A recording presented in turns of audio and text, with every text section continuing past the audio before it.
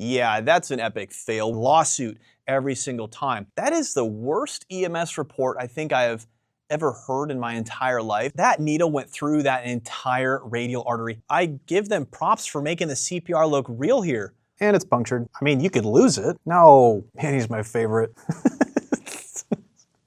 Oh, I love it. That's exactly what it's like to.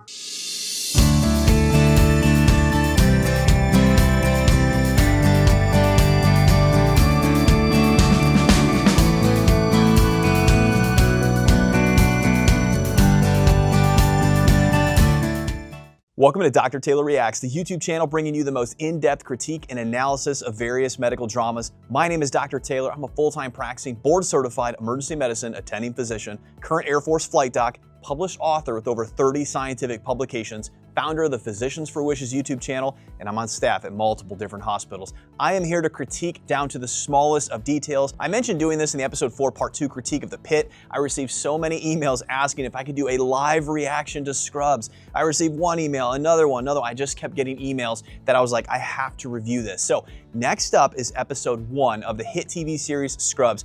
I'm gonna be watching the very first episode of the new season, which aired on February 25th. I was honestly pretty scared to do a critique on this. I wasn't sure on the medical accuracy.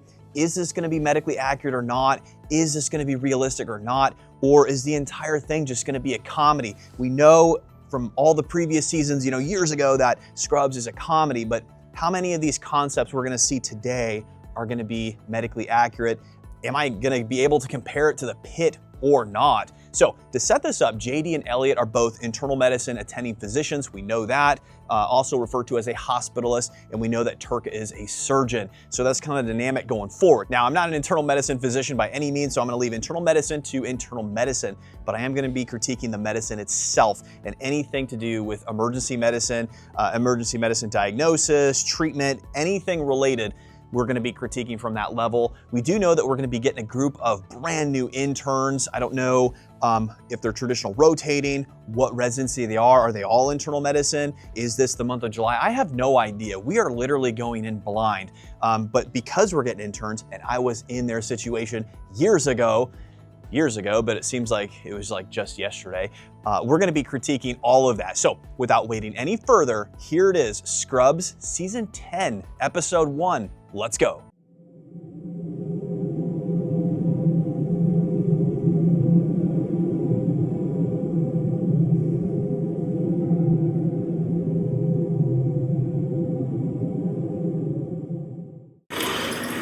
Gunshot wound.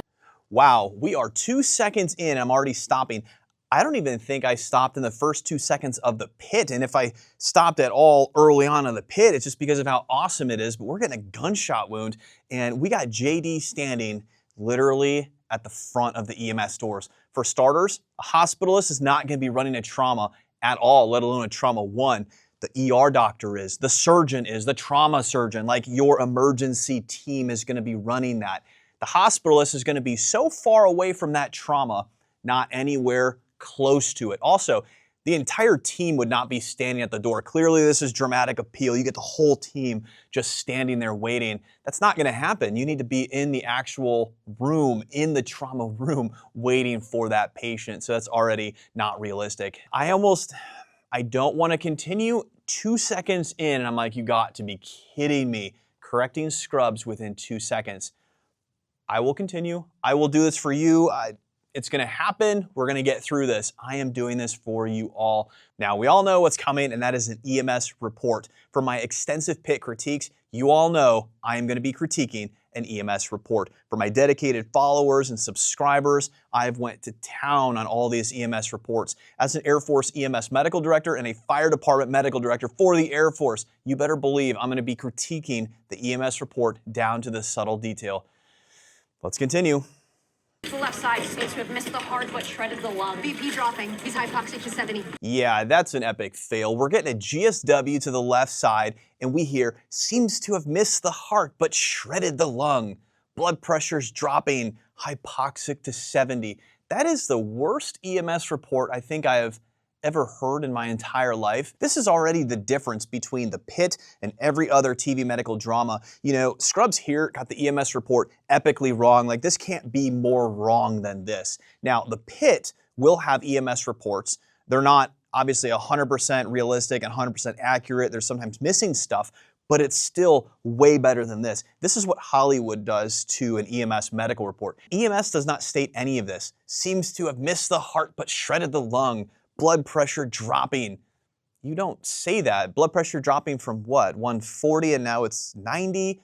You know, is it 150 and now they're about ready to code? Like, what are you talking about? Hypoxic to 70? Okay, this is probably the most realistic with this. Hypoxic at 70 at least makes sense, but what are you doing about it? Now, what EMS should have said to make this accurate is, hey, we have a 43-year-old GSW to the left chest or left flank, something on the left side. Absent lung sounds, for example, hypotensive 70/50, hypoxic on a non-rebreather, and then list the meds that were given en route. That would be legit. That'd be realistic. Also, small detail here, but you're going to notice the patient came in with what appeared to be a non-rebreather on, and when they transferred the patient to the trauma bed, the patient was on no oxygen. Whoops, that 70% is not getting any better. JD goes, prep for a thoracotomy. Dude, you're a hospitalist. You're not going to be doing a thoracotomy. You are going to be so far away from that thoracotomy, like you're going to be behind multiple mirrors and doors. You're so far back there just looking at it. You're not even going to come close to a thoracotomy. This is crazy. Where's the trauma surgeon? Where's the general surgeon? Hell, where is the ER doctor? Come on, guys. This hospital is A thoracotomy is not even the next step in treatment. Or what would be done if a patient like this came into a real trauma center? Must have nicked a vessel. Gotta find a bleeder. Prep for a thoracotomy. On What? my count, 3, 2, 1. Order 2 units of ONEG. Scalpel. A career in medicine can take you No. down many different paths. Shredder. If you're lucky, you end up where you're supposed to be. Found it. Clamp. Clamping. BP rising. Great save, JD.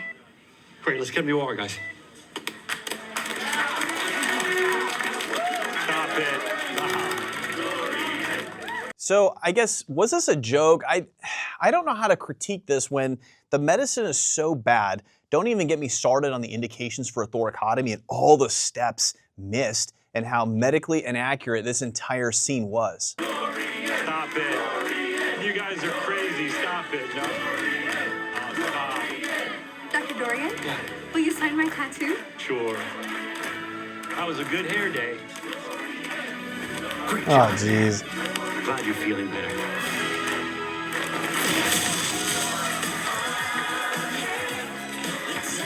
Dr. Dorian? Dr. Dorian, do I need stitches? Whew, boy, that was just a dream. Oh man, I was about ready to lose it. I literally just destroyed and critiqued a dream. I guess that's one of the downsides of going in blind when it pertains to this episode. Clearly, this was a hospitalist dreaming of becoming an ER doctor or trauma surgeon, something related. I am so glad this was a dream. I would argue that even if the Pit had a dream, Dr. Robbie has a few flashbacks and things like that, but even if Dr. Robbie was to have a dream, it's going to be more medically accurate than what the dream was in Scrubs. That I can promise you. Sure, being a concierge doctor isn't nonstop excitement, but I have more time to see my kids. No, Frank, for cuts this small, we just use a little dab of glue. Fantastic job keeping your food journal, Lisa. I just didn't expect to see the word smash burger on every page. It's really been a full 4 hours? We gotta get that thing down, Reggie. And go to making the ER. house calls for the upper crust sure pays well. I'm more concerned with how it's leaning. Yep, this was my life I mean, now. you could lose it. That's why it felt so weird to be back at Sacred Heart. I live an hour away, but one of my patients collapsed at her grandson's soccer tournament nearby and got admitted. So here I am. Okay, listen up, people, listen up. That means you, neck brace. Some things This never hospital change. is code black, which means we are at capacity. So here we find out that JD does concierge medicine an hour away and that one of his patients collapsed at a soccer tournament and got admitted. So he went back to Sacred Heart. Concierge medicine is basically, it's kind of interesting because you basically pay an annual fee, a monthly fee, and you have 24-hour access to a physician, house calls, things like that. I think the issue right now going forward with accuracy would be along the lines of hospital privileges, meaning he's traveling an hour away to Sacred Heart. Does he have computer access? Does he have an account? Can he place orders? Or is he simply visiting his patient? Not sure the dynamic here. If you have a primary care doctor, for example, in the community, let's say it's near a hospital, it does not mean that that primary care doctor has privileges at that hospital, meaning you see him in clinic for chest pain, for example, and he's then going to admit you at the hospital, is going to round on you the next day. Not everywhere is like that. So does JD have privileges at this hospital? Or literally he's just doing concierge medicine and his patient got admitted.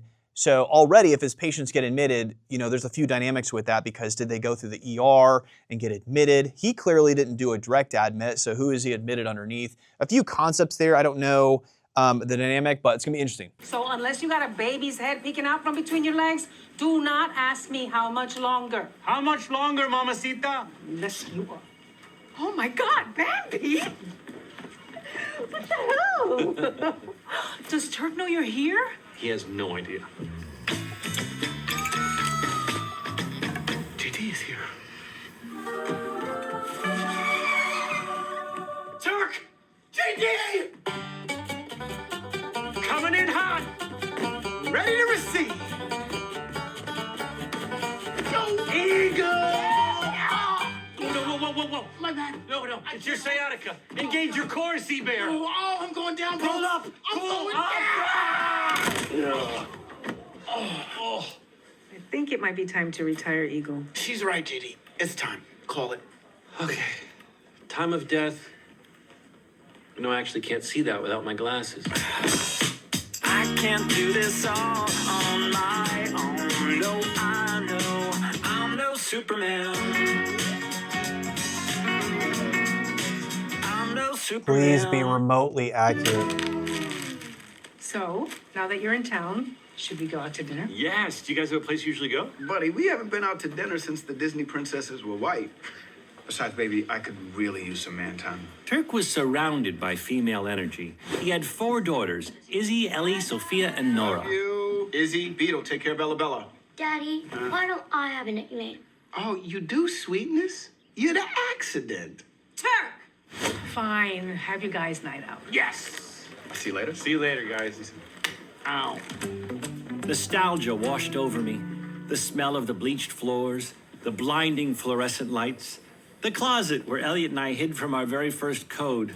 That's where our love story began. He clearly hasn't been in there in a while that he shouldn't have privileges. See? Holy crap, JD! Good God, you're like a blonde ninja. What the frick, why are you here? Oh, by the way, our marriage didn't make it. I have a patient. I'll be gone soon, I promise. Your promises mean just about as much as the...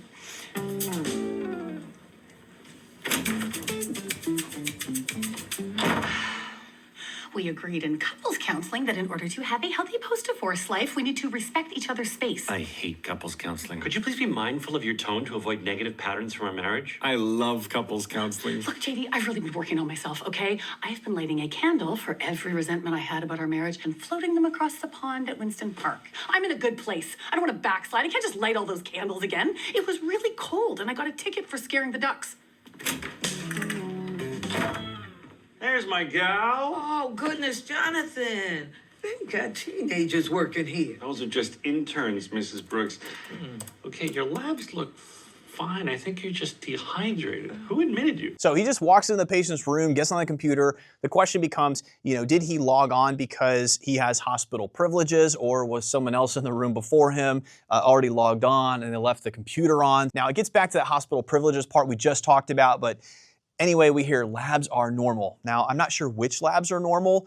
I'm assuming maybe a CBC, maybe a basic metabolic panel. So normal white count, so that would tell me there's no anemia. There's a normal creatinine, so kidney function is normal. She came in for syncope. If you recall, it was syncope, and it was at a soccer tournament, soccer match, something related.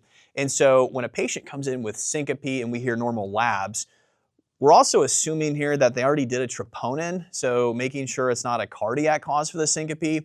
Likely they would have done an EKG as well, looking for any abnormality, a block, anything like that. It's an older patient with syncope. So does she have abdominal pain? That is huge when it comes to an older patient. Syncope is to realize, all right, is this an aorta issue? Is this a vascular issue? You know, does the patient have abdominal pain? Can this be a ruptured aneurysm, a leaking AAA? For those first few seconds that we got to see this patient, she was in no distress at all. I did. Oh, can I ask why? No judgment. None taken. I admitted her because I'm a good doctor. Oh, Dr. Park, is it? When doctors fight in front of a patient, they always try to make it sound friendly. These labs are normal for a woman of her age. If it helps, I could explain to you what all these fancy numbers mean. It's so nice to meet an incredibly stupid person. Her abdominal pain suggests ischemic bowel. No. Dr. Park goes, the abdominal pain suggests ischemic bowel. Even this concept is wrong. That wouldn't have been the thing that we would say at that point. Anybody's abdominal pain can suggest it. That's why you do your objective physical exam. I think what they meant to say is Dr. Park's physical exam would suggest ischemic bowel. I think that's probably what they were going for there. They just didn't say that. But how is the abdominal exam? That is what matters. A patient can go, my pain's a 10 out of 10. It comes and goes. Acute onset, it's gradual. I've got nausea and vomiting. I've got rectal bleeding. I literally just listed all potential symptoms. There's quite a few bit more, but quite a few symptoms of ischemic bowel. Patients won't have all of those. They may have some of those. They may have none of those. They may have this vague abdominal pain, but they're in shock and they look sick. It could literally be the spectrum. So if you hear a patient say all these things, sure, it could suggest ischemic bowel, but what's your physical exam show? What is your abdominal exam? If this Dr. Park is a hospitalist, they're already portraying him wrong. All my hospitalist friends would not state the abdominal pain suggests ischemic bowel. Nobody says that. What they would say, for example, is that the history and the physical exam are concerning for a possible ischemic bowel. You know, that's what they would say. Subsequent labs showed no metabolic acidosis and a normal lactic acid, for example, which can be seen with early ischemic bowel. You can have normal lactate, you can have normal labs. However, the patient now has worsening abdominal pain. We ordered a repeat labs. Lactate was 0.9, now it's 4.5 refractory to fluids. Patients with, worsening abdominal pain, but they didn't say any of that at all.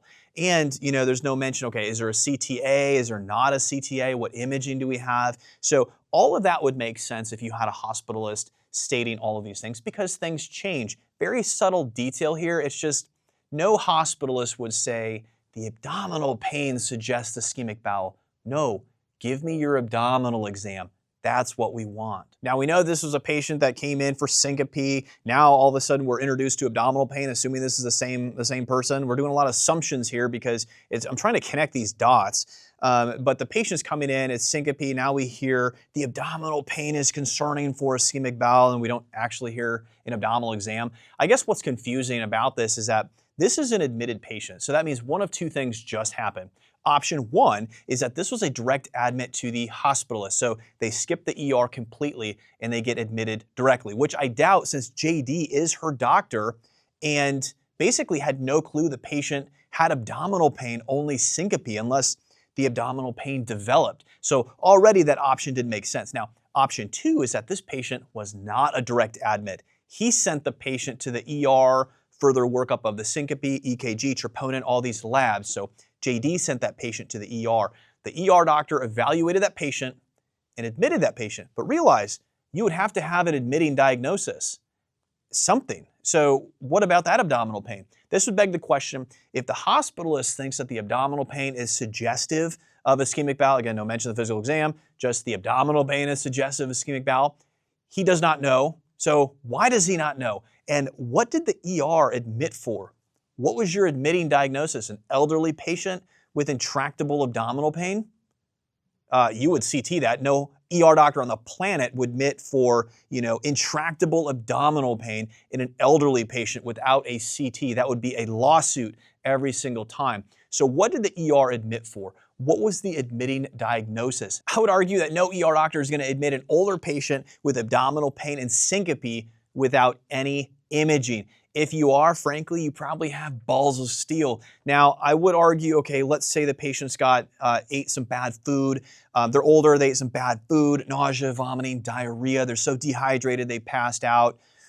That's fine. What that would mean at that point is your labs are plus or minus, lactate's normal, repeat lactate, for example, is normal, but your abdominal exam is benign. At that point, you don't really have a reason to CT their abdomen and pelvis. So that I would say is okay, but you would need a very good physical exam if you want to arrive at that point. If you want to admit an elderly patient, syncope, abdominal pain, new syncope, new abdominal pain without any imaging. So I guess there would be some scenarios there, but you at least want to prove that nothing is bad. And so that's my only critique with that. In real life, if this patient would have had labs and imaging, if we're concerned about ischemic bowel, so I have a patient that comes in and do my physical exam, and I'm like, pain out of proportion, diffuse tenderness, blood pressure is a little bit on the soft side. I get labs back. Let's say the white count's normal.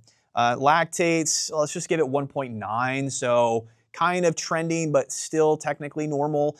Maybe I do a repeat lactate, now we're up to 2.5. You know, if I'm concerned at all about ischemic bowel, I'm consulting general surgery in the ER. This would have all been done prior to admission. We're not admitting that patient and then the hospitalist is consulting general surgery. The ER doctor is consulting general surgery. So small details, but if we're critiquing for accuracy, none of this makes any sense. I don't think Scrubs expected a medical doctor to tear apart these scenes one by one. All she needs is hydration and emollient laxatives.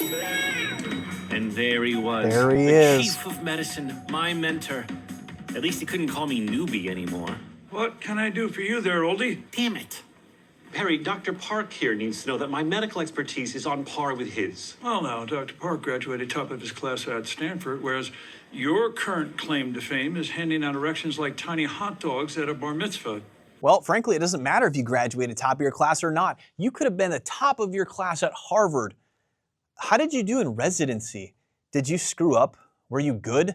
Congrats, you did well in medical school. Frankly, I don't care. How did you do in residency is my question. If you get a 55-year-old ER doc, for example, graduated top of his class at Harvard 25 years ago, does that really matter today? No. If you get a 35-year-old, does it matter that he graduated top of his class years ago? No. Where was your residency? What has been your experience since then? How are you clinically? So much more goes into this than simply doing a comparison of where you went to medical school and how you ranked. Nobody actually says this. Even that doesn't make sense. This is the same concept as someone that went to an average-sized medical school, non-Ivy League, but matched into one of the largest emergency medicine residency programs in the country, succeeded clinically, was a chief resident, and now practices as an attending ER physician at a large academic hospital and serves as a flight doc in the Air Force. Did it matter where I went to medical school or if I was top of my class? No. But we see this every now and then in TV medical dramas. Do you realize how far out this attending is from medical school? Internal medicine residency is 3 years, plus however long he has been practicing for after residency. The training he has after medical school is going to carry far more weight. One of the docs I worked with when I was overseas in Peru on a medical mission trip, still a medical student at the time, but he was a practicing physician at that time. So he had graduated years prior from a Caribbean medical school. He couldn't get into a US medical school, ended up getting into a Caribbean one. After he finished, he matched into the Mayo Clinic. Fast forward 15 plus years later, his practice is thriving. He is one of the best clinicians and mentors I have ever had. Does it matter looking back that he went to the Caribbean or not? No. What matters is how is he clinically now? That's what matters. We'll run a blood gas on her and see who's right. Echana mi ajedia. Dr. Park is teaching me Korean. Did I hear my name in there? No, walk with me. I heard about the divorce. Sorry about that. Also, thankful I won $5 off of Mechad. I took the under. Actually, it is good to see you. Miss the days when you were an intern. Oh, you don't have to say that. I knew it. He's about to ask you to play golf at his fancy private club. Damn it. Why did you only learn the mini kind? Get a load of this motley crew.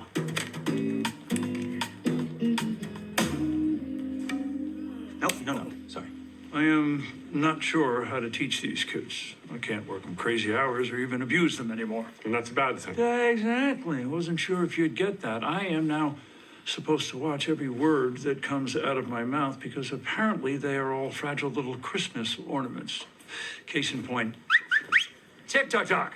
Oh, hey, Dr. Cox. Tomorrow, I am going to perform a central line placement, and it would just be fabulous if you could come in early and observe. I'm good. I just watched one on YouTube like 2 days ago. It slapped. Do you know Dr. Randy? He's my favorite creator. He breaks down procedures while doing bedtime ASMR. It'll give you really graphic dreams. I'll send it to you. You're gonna die. I will die if you send it to me, because then I'll just have to murder you. And with all these witnesses, I think it's pretty safe to assume they'll give me the chair. Dr. Cox, I'm going to need you to go ahead and... Well, I guess I don't know to critique this or not, how you need a certain amount of central lines, for example, to be completed as part of your residency training. Like, you can't finish residency unless you complete a certain number of procedures. You need a certain amount of central lines, arterial lines, things like that.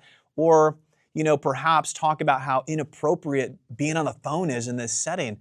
This is all nonsense and definitely way more for comedy than accuracy. So I don't know how to critique this because even this isn't accurate.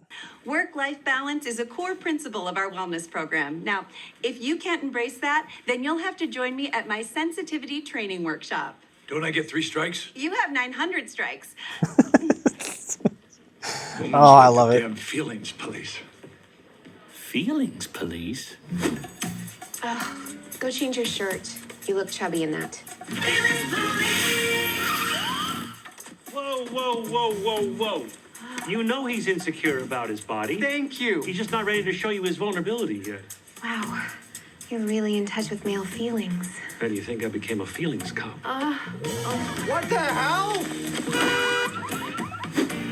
I could help so many people. Hey. Good morning, sir. Dr. Chapstick is flirting with you? I don't know, I'm never sure. Last Thursday, he did tell me that he thought I had a cute burp. Turk, thoughts? Yeah, he totally wants to get on that flat ass. Sure. I had planned to accidentally burp near him again today, but then JD threw me off my game. Stop worrying about JD here. Chug half of that and go launch a cute burp into that man's face. Okay. Hey, guys. Frick, I cannot believe I wasted that on you. I actually missed those. Hey, by the way, if you can get out of here early, we can hit the happy hour that has those awesome free wings. Deshauna, can you go see if there's an open OR? You know our diabetic guy, Mr. Kiefer? Let's move his toe amputation up to now. On it, Dr. Turk. I'll tell the patient there's a free wing issue. Well, Don't do that. Don't mention the wings, Don't please. do that. No. Just one more test, and if the results are what I think they are, I should be able to get you out of here today, all right? Oh, thank goodness. Hello, Dave. Can you babysit these for a minute, please? I need to go count to 10. Well, I guess if JD is being asked to watch the new interns, he must have privileges at this hospital. So it's going to be interesting to see where this goes. For those non-medical, having privileges means that you can round and place orders, you see patients, you admit patients, you literally have privileges at that hospital. So for example, if I went to another hospital I did not have privileges at, so I'm on staff at 4 different hospitals, if I went to a random 5th hospital, I couldn't just log in. I couldn't just place orders. I couldn't go into the ER and just start working. I have no privileges at that hospital. I have no authority at that 5th hospital. That's what that means. So apparently, even as a physician that's doing concierge medicine, he went an hour away. He must have privileges still at this hospital. And if I recall, maybe it's different in internal medicine, but at least within emergency medicine, you can have privileges at a hospital, but you also have to be practicing a certain amount of times at that hospital so you don't lose your privileges. And sometimes your privileges will expire after a year or 2, and then you have to go you have to resubmit, you have to go before the committee, and then you get approved for those privileges. So being at all the hospitals I'm at, I've constantly had to renew those. So is that what JD has been doing? He comes there every now and then. I don't know. It's kind of a weird dynamic. Already it doesn't make sense with what we're seeing. This one asked if he could shut his eyes while I place a central line. Admittedly, I do still get a little woozy around some procedures. All procedures. All procedures. Oh. Okay, well, let's start by introducing yourself. This is Mrs. Brooks. I'm Dr. Green. I believe kindness is the best medicine. Actually, medicine is the best medicine. You're going to get an arterial blood gas on Mrs. Brooks. He's gonna do it. No, you're I'm gonna not. puke if I do it. I don't want him puking on me. If he pukes, I'll puke. No one is puking, okay? You got this. She doesn't need a blood gas. There is absolutely zero utility in getting arterial blood gas on an awake patient like this. If you think this is appropriate, to literally take a needle and poke your radial artery, I want you to go grab an 18 gauge needle and I want you to poke your own artery. Also, if you get an ABG with a lactic acid because you suspect mesenteric ischemia, what you're looking for is a metabolic acidosis and an elevated lactic acid. We've talked about this. If you have that, and the concern is already high enough and things, for ischemic bowel, if you already have that, you have bowel ischemia, you have tissue hypoperfusion, as metabolic acidosis and elevated lactate can happen later in the course of the disease. They tend to happen later in the course of the disease. So you can't rely on those for an early diagnosis at all. So a normal ABG, a normal lactic acid, is not going to rule out ischemic bowel. So it depends where you're at in that progression. So again, doesn't make sense at all. You cannot rely on those to exclude the diagnosis. These are all non-specific findings and can be elevated with multiple various disease processes, not just ischemic bowel, so you cannot rely on just that. So again, it's pointless to do this ABG. You are better off getting a venous blood gas with a lactic acid, which the ER, guess what? We would have did that for you already. In fact, I would have done this for you, plus or minus CTA, if that concern was high enough based on my physical exam. If you call the general surgeon in the ER with possible ischemic bowel, rising lactate, depends on your abdominal exam, but the surgeon is going to ask you, what'd the CT show? Yeah, I've had patients where the surgeon will see them without that CT because they're in shock on pressors, they have an acute abdomen. Obviously, you're not getting the CAT scan, they're going to the OR, so it depends on that dynamic, but they're going to ask you, what's the CT show? What's the lactic acid? How is the abdominal exam? Oh, well, it's a little bit soft, it's pretty benign, normal lactate. You got a CAT scan or what's going on here? Why are you calling me? Because none of this sounds like ischemic bowel. If that first lactic acid was normal, what's your second one? If your first set of labs are normal and the exam changes, what's your second set of labs show? Did you give fluids? Was the lactate elevated and it improved with fluids? Did it get worse with fluids? What happened? How are we trending? You didn't even clean it off. It's not even sterile. Oh my God, this is humiliating. Kept in bedside, face that way. Yeah, I think that's probably for the best. And don't be overconfident. Finding the radial artery can be tricky. I'm in. Nice job, Blake. And You made he that look punctured handsome. all the way through it. Easy. Easy does it. I gotta admit, I miss teaching. Yeah, that was an epic fail. Having done hundreds of these over the years, that needle went through that entire radial artery. He literally just shoved the needle in. You literally just watched the needle just keep going. It would have punctured the artery and went to the other side. It literally popped out the other side of the artery. You're gonna have other issues. That arterial stick for an ABG would have been an epic fail in real life. The radial artery is literally just 2 to 3 millimeters below the skin in the average adult. And he inserted that needle much, much further than that. He just kept putting the needle in. Come on, dude. Dr. Turk, maybe I could close? No, just watch. Okay. Damn, I wish this guy would just die all at once instead of in tiny little pieces. So I love this. What Turk is referring to here is, does the patient have uncontrolled diabetes? Do they continue to eat what they want? They make no lifestyle changes. They end up with, ulcers on the feet. They end up with osteomyelitis, peripheral vascular disease. They lose blood supply. They end up with an amputated toe. They continue to eat this CEO-approved McDonald's Big Arch. They end up with a transmetatarsal amputation. They eventually end up with a below-the-knee amputation or above-the-knee amputation. One leg's gone, both legs gone. They're on dialysis. They continue to get worse. Years go by, they're bed-bound. Now they have decubitus ulcers. Now they have infected sacral decubitus ulcers. They are completely bed-bound. Eventually they have an electrolyte issue. They have a cardiac arrest. We get them back. Now they're trached and pegged. Family wants them full code yes to everything as they're missing their legs. They're admitted constant, weekly. They've already had a noxic injury in previous imaging because of how long they were down for. They are a frequent flyer for sepsis. We see them for sepsis. They're all the time in the ICU. Family continues to say, do everything you can. Increasing debility, frequent aspiration pneumonia. They die before the age of 40. I literally just gave you everything that we see, the entire spectrum of this uncontrolled diabetes from the beginning to the end, and I've seen it everywhere in between. That's what Turk is referring to. Now, he could have said all that, which would have been cool, but instead he chose to just phrase it this way instead. But overall, that's what he means. I love this product. It is so good. I'm going to be doing a tasting of this right now. This product is not meant for human consumption. I don't even know what this is. Is this plastic? I can't eat this. I am going to eat this for my lunch, just so you know. I can't. I won't do it. I won't even give this to my dog to eat. Actually, I don't even think my dog would eat this. We're gonna touch this, but I'm putting gloves on. We'll just cut this out. You know, if I just take the scalpel, I can make a small incision. We're gonna give the appearance that I took a bite. Oh, I could definitely do this. Now that's a bite right there. All right, so first of all, let's try to get this thing. Yeah, this is, oh yeah. I gotta decide how to attack it. I don't even know how to attack it. Man, it's got so much to it. I think the garbage can attack this sandwich. This sandwich alone is gonna give somebody high cholesterol. The lipid panel is gonna be through the roof. If we want people to go to the ER, they should probably try this. This is gonna come out the same way that it went in. Aren't these supposed to have 3 pickles?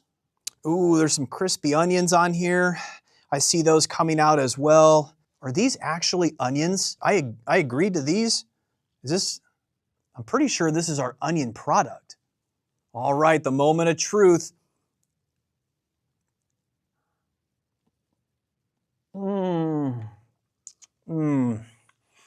That is so good. That is so good. That is a big bite for a big arch. I'm gonna get hepatitis A. I don't know how much more I can take of this, but I'm not gonna let him crush my spirit. We can't let Dr. Bummer break us.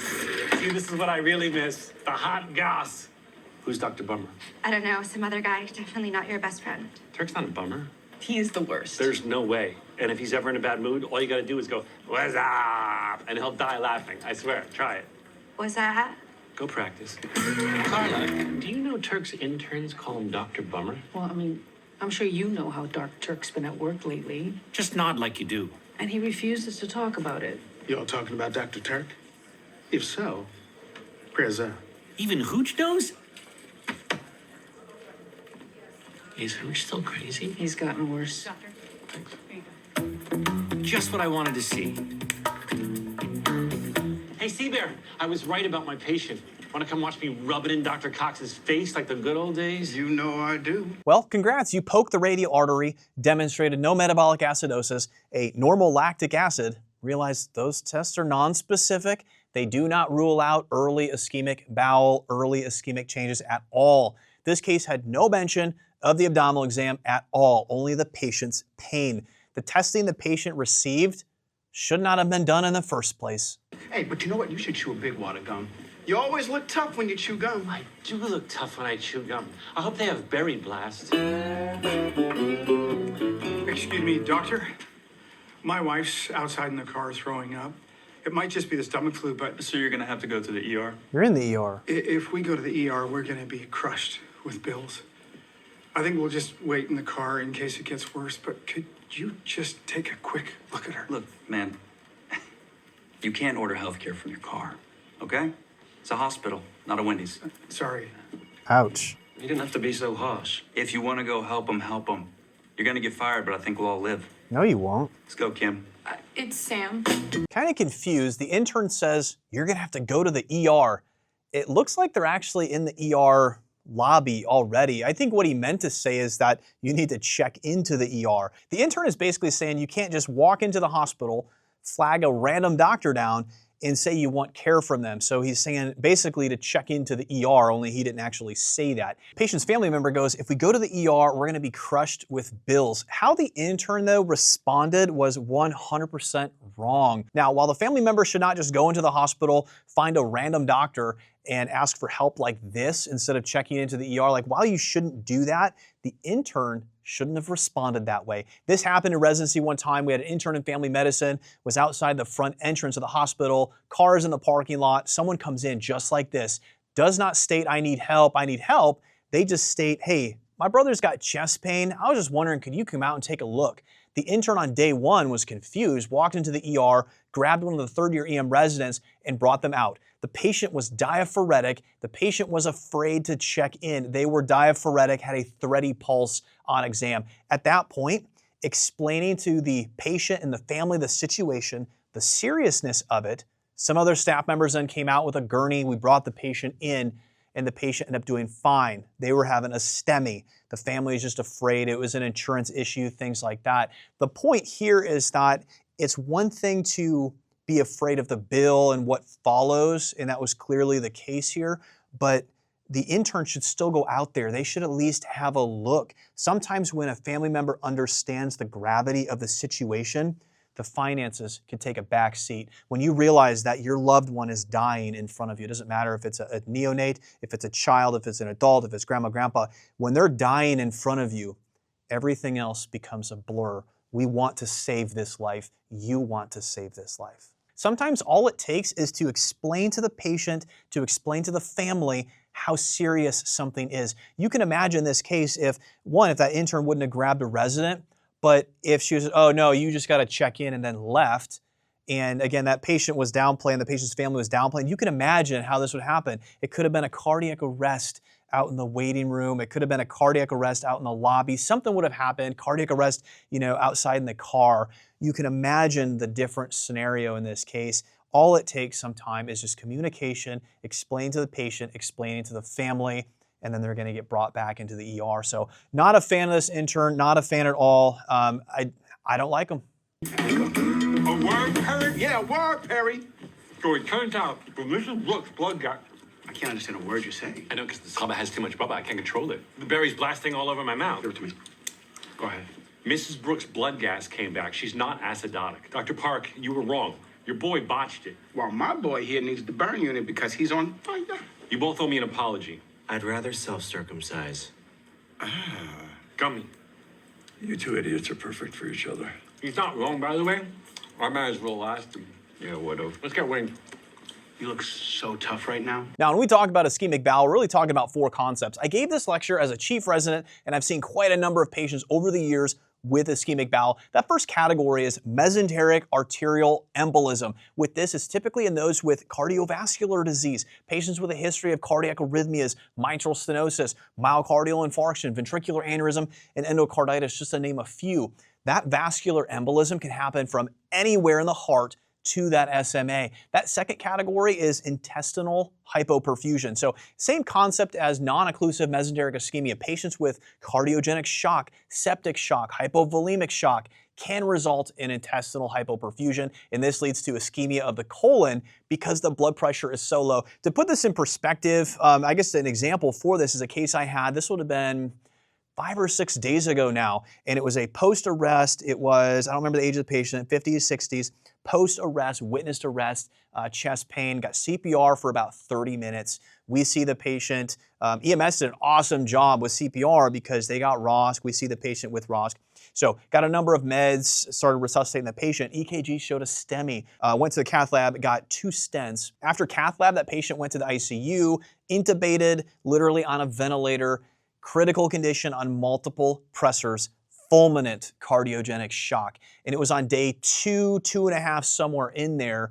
The ICU team had a rising lactate and everything else. Abdominal labs were getting abnormal. So at that point, shock liver. They ended up going for a CT scan of the abdomen and pelvis. Between the labs and the CT scan, the patient was taken to the OR with general surgery, and it turns out the patient had ischemic bowel. So it was actually hypoperfusion that led to ischemic bowel. The patient ended up with a partial bowel resection. So now you end up with a STEMI, cardiac arrest, and hypoperfusion that led to the ischemic bowel. So some of the concepts there.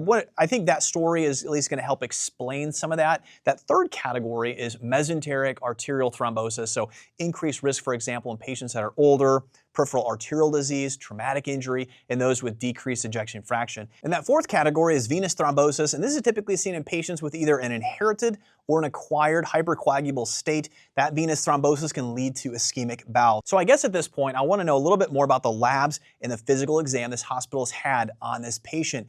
Did it change from when that ER provider saw this patient? Did it change in the last few hours? If the pain suggests ischemic bowel, what's your exam show? What's your exam indicate? Why has surgery not been consulted? If labs are normal, it means likely the lactic acid is normal. So did you send off a second set of labs? Did you send off a second lactic acid? Are we trending up?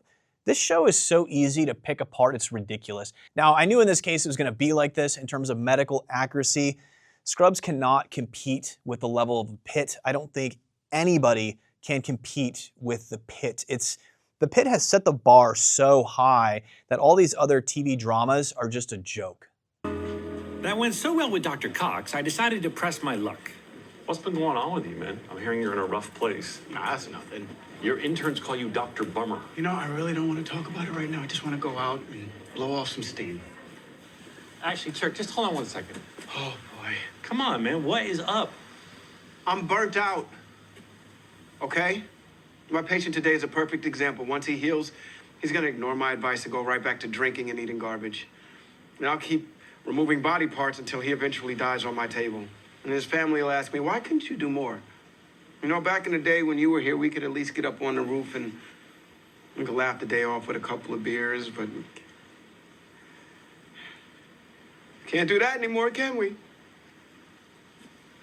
There's no joy. None. Why haven't you told me this? I could have been there for you. I don't think you can relate to what I'm going through anyway. I mean, you write scripts in the suburbs. I don't feel like going out anymore. I'm gonna go home. Turk! What's up? Not tonight, JD. Oh, that's sad. Ooh, you okay? No. Good. Did you at least discharge my patient? Dr. Cox wants me to keep her for another night. Toodles. Are you kidding me? Burnout is real. I love that while this is a comedy and clearly things are done that are just medically inaccurate, like reportedly ruling out ischemic bowel by having a normal ABG and lactic acid, that does not rule out early ischemic changes. That's a joke. Scrubs at least has a few glimpses of the true story behind various specialties. It does not matter if it's general surgery, it does not matter if it's emergency medicine or any other specialty. Burnout is real. I was doing my best angry walk because after Turk told me he was going home last night, I heard he went out with someone else. What the hell, man? You not with the Todd? I knew with you it'd be therapy. I didn't want to go deep. The Todd really likes to go deep. With consent, 5. Hey, Carla, if you were planning on having sex with Turk tonight, don't. He doesn't deserve it. She's not. Their sex night's Thursday. Stop telling everyone what to do. Elliot! What? I didn't even mention that you do it in the minivan because of the kids. Oh, I'm sorry. I've just been a little bit tense because someone decided to keep JD's patient here a little bit longer. Why is JD being here so very hard on you? Aren't you the one who ended the marriage? Where did you hear that? Who can say? Carla? Barbie. Carla and I have been sharing secrets since before you and your sorority sisters were in Panama City flashing the cameras for girls gone wild. I was told they would be pixelated. Elliot is in a lot of pain, okay? Okay. Ah, yes. In the history of relationships, it has always been hardest on the one who ends it. Well, I'm not being a jerk, am I? Sweetie. It's gonna be fine. The second I saw Dr. Cox, I turned my angry walk right back on. Why is Mrs. Brooks still here? Why do you have the physique of a menopausal lesbian? Whoa, too mean. Not now, oldie. This is frustrating. You gave me the impression that you were able to place a central line since you learned from your Dr. Randy, was it? Well, she's set up to do a central line, but guess what? She's in the wrong position. She's on the right side of the patient, which would be the correct setup for a right subclavian central line. She is literally kind of within that axilla on that right side of the patient. That's the setup for a right subclavian central line. I can already tell you an intern is not doing their very first central line as a subclavian vein central line. That is not going to happen at all. They would either be doing an internal jugular vein, either right side or left side, or a femoral line. It's internal medicine, so likely they're going to be doing an internal jugular vein, specifically on the right side or the left side, depending on the situation. But they're not setting up for a subclavian. This is the setup for a subclavian central line. That's, again, not realistic. And it's such a small concept. If you're going to have a setup for a central line in a TV drama, you know enough that, hey, I'm gonna put a big line on a vein on the right side of the body, so I'm gonna stand on the right side of the body, but then you put them in the wrong position for an internal jugular vein if that's what they're going for, because already an intern is not gonna be doing, I will say a non-emergency medicine intern is not gonna be doing a subclavian central line for their very first line. That makes no sense. The position, if you wanna do an internal jugular vein central line, is actually at the head of the bed, up here, facing towards Dr. Cox, not off to the side like this. So subtle critique, but even the position the intern was in was wrong. Yeah, but he was really chill and you're giving mean football coach vibes. Miss Tosh, you'll notice I'm not saying Dr. Tosh. Dr. Cox? Oh. Thank you. You know, it used to be see one, do one, teach one. Alas, now it is see one, see one, see one, see one, see one more, call your therapist. Talk about how it felt to see one. Decide that seeing one is just too triggering to take a Xanax to calm down, an Adderall to lock in, and finally, He's my favorite. focus enough to be able to write about the whole ordeal in your dream journal. Of course, if your dream is to be a mediocre doctor, mission accomplished, and by all means, hang on to the scrubs. Maybe use them for Halloween, because you're damn sure not going to be using them around here much longer. Okay, I'll see you Saturday. Worth it. Feelings, Belize. What? Oh, it's this little song I hear in my head whenever I see you. Oh, I love it. Feelings of Lee. You got it. Hey, you can do this. Guide that finder needle into the jugular. And she's gonna nick that artery. No, she's not. She's not nicking anything. You got this, Sam. Guide the finder needle into the jugular. Again, wrong position. Now we do have confirmation. They're going for the internal jugular vein, and they for sure are in the wrong position. We just called it. When that needle hits the vein and you put your guide wire and catheter in, if you're angled like this, oh man, the complications that you were gonna see. The catheter is gonna be angled down normally and towards that superior vena cava. That's where you're angled for. So if you're coming down, like you're at the head of the bed, you're going into the IJ, like it's angled down here. If she's kind of within that axilla angled this way, oh man, when you start sliding the guide wire in, the guide wire is gonna be going up towards the brain. You start putting the catheter in, your catheter is gonna be poking some of the veins in the brain. Like, this is crazy. Who is consulting for this? I know that this is just a comedy, but why not get the medicine correct? This is literally a 5-second change and I could make this medically accurate for you. I don't understand. It's not hard to get the position, the correct position for a central line, or that this is purely just comedy, they don't really care, or they just didn't expect a military medical doctor to tear it apart. Is it on my face? No. No. Why don't you go take a couple, okay? 5, 10, 15, whatever you need. Keep going. And she did it. Thank you. Oh my God. Wow. And only one person wasn't psyched for her. Hi, Blake. Just a little advice. You can't keep alienating everyone, okay? This job is really rough. You're gonna need people. Well, I'm not a kid like them, so don't worry about me. I'll be fine. Not if nobody has your back. Trust me. Gotta go. That's why I kept your patient here, I'm sorry, what? to keep you here. You needed a reminder of how very good you are at what you do. It's so nice. Getting her through that procedure, that inspiring nonsense you just said to that gorgeous young man. I can't do that. I want you to come back. Are you messing with me? No. Come back. Make a difference. At least give it some thought. Dr. Dorian, can I talk to you? I'm about to go into surgery. What the hell are you guys doing? All right, Deshauna, tell him what you told me. Well, Dr. Turk, the reason I chose this hospital was because of you. Hey, all I kept hearing was how great Dr. Turk is. You're like the only other black surgeon in this place. Hey, the rest of them just got, like, Coldplay on loop in the OR and say stuff like, wow, you're so articulate. I guess I just thought you'd be my guy. Great job. Now we leave. so he can feel horrible about himself. No, Deshauna, you stay. You're gonna close. Are you good with that? Yeah, sure. Yeah, no problem.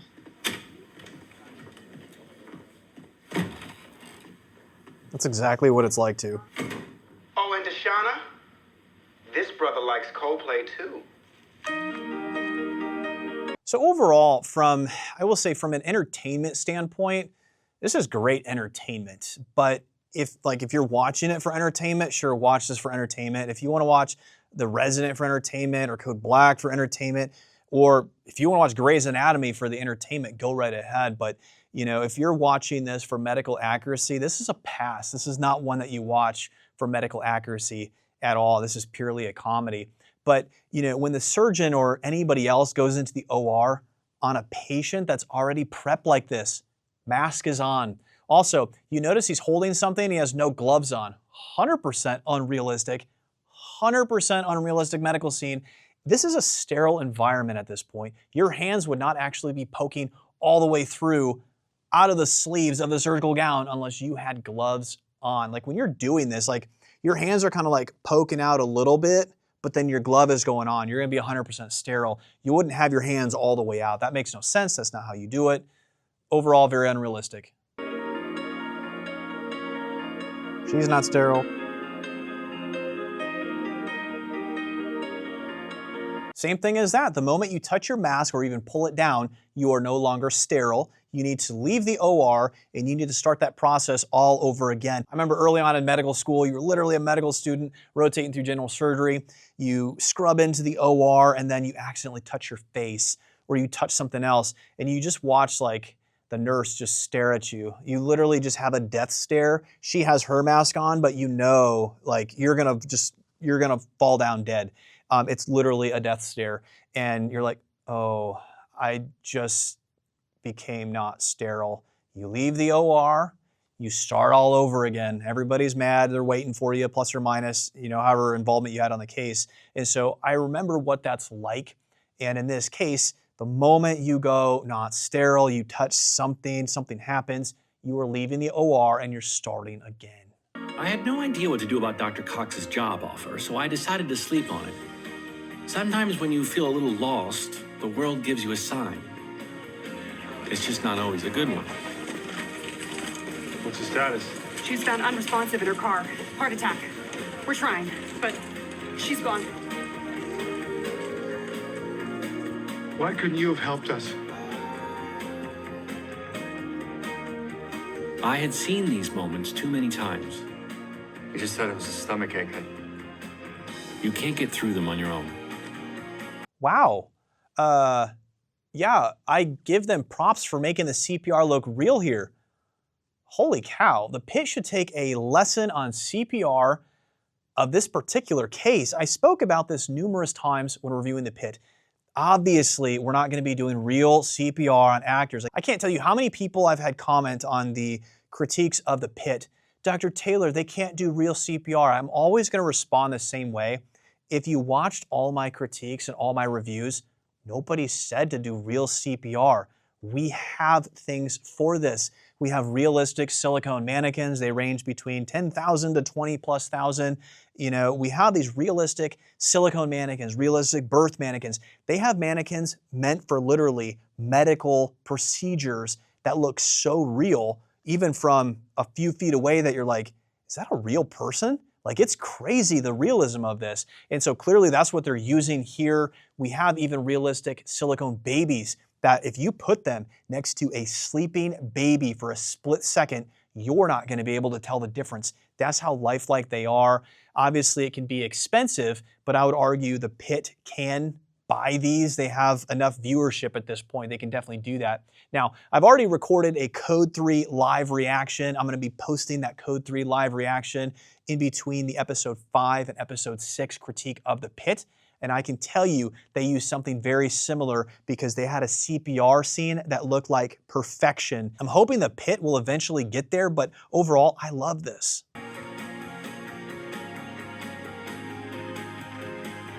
This wasn't your fault. Could have happened to any one of us. It would have taken me 1 minute to just walk out there and check on her. Now she's dead because I didn't walk outside.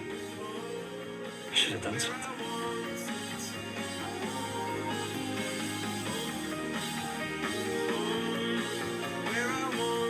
And like that, I knew what my decision was. Hey, What are you still doing here? I thought you'd be long gone by now. I'll take the job. Oh, I'm quite glad. Barry, working alongside you will be one of the great honors of my life. I should have been clear. You're not going to be working with me. You're going to be me. You're the new chief of medicine. What? No. I can't be you. You're right. Just be you. This particular world has passed me by. You're the only one I trust to do better and try harder. Barry, I really don't JD, think I... those interns need somebody to do for them what I did for you. Okay? Dr. Park really wanted this job. And his hatred for you is going to burn quite hot. And that thought will keep me warm at night. I love Dr. Cox. I have never been a boss. I've never even run a lemonade stand. But one thing's for sure. I can't do this all on my own.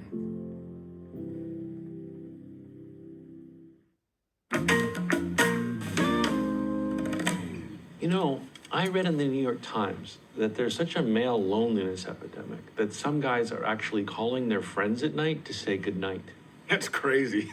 And now, do you think it would be cool? Not a shot in the dark. I don't want to do it either. Yeah. Maybe once a week. Wednesday it is.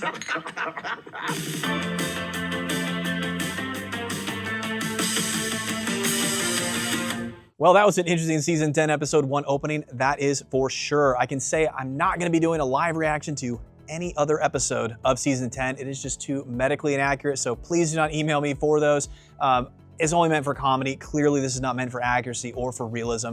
If you're new to my channel and this was your first time watching my live reaction, thank you. Don't forget to check out the other shorts and videos as well, mainly critiquing The Pit, but I do have a few other videos. I am the only doctor on YouTube to have reviewed all of season 1, episode by episode of The Pit. No other doctor on YouTube has done that. A few have came close, but nobody has currently done that for every single episode. Also have plenty of shorts as well, including a new series breaking down Disney movie injuries as if they were real. So check that out. Mufasa falling to his death with a medical breakdown if you had somebody fall at that height. Woody getting his arm pulled off in Toy Story 2, and Clayton falling to his death in Tarzan. All I ask that you please subscribe. My name is Dr. Taylor. Welcome to Dr. Taylor Reacts. We'll see you next time.